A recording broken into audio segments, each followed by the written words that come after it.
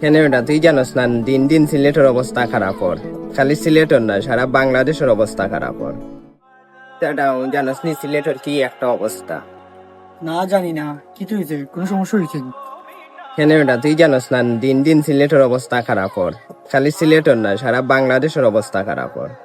যারা school college ভার্সিটিত পড়ে মা বাবার ইজ্জত সম্মান বুঝে না, এরারে বেশিরভাগ আবাসিক হোটেলে মিলে।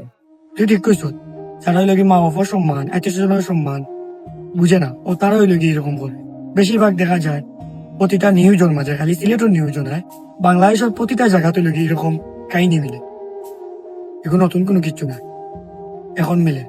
তার মাঝে ও দেখা যায় যে কলেজ ভার্সিটি ছাত্র হল বেশিরভাগ মিলে। তারা কি তা জানোস নি? 100 জন মানুষের মাঝে 50 জন মানুষ যদি হয়, 50 জনের মাঝে শিক্ষিত পার্সন, স্টুডেন্ট পার্সন মিলে।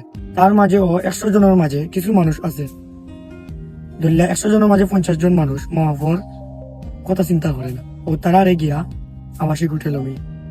কারণ হইল গিয়া আজকে একটা জিনিস চিন্তা করি দেখ, যারা এরকম কাজ করে এরার মাথা যদি এই চিন্তাটা থাকতো যে আমার মা বাপে আমার এই যে পড়ালেখা করার কতখান কষ্ট করি, মানে পড়ালেখা করার, সব তো আর লন্ডন আমেরিকার থাকে না, সবার ফ্যামিলি, নিম্ন ফ্যামিলিরও মানুষ কলেজ ভার্সিটিতে পড়ে।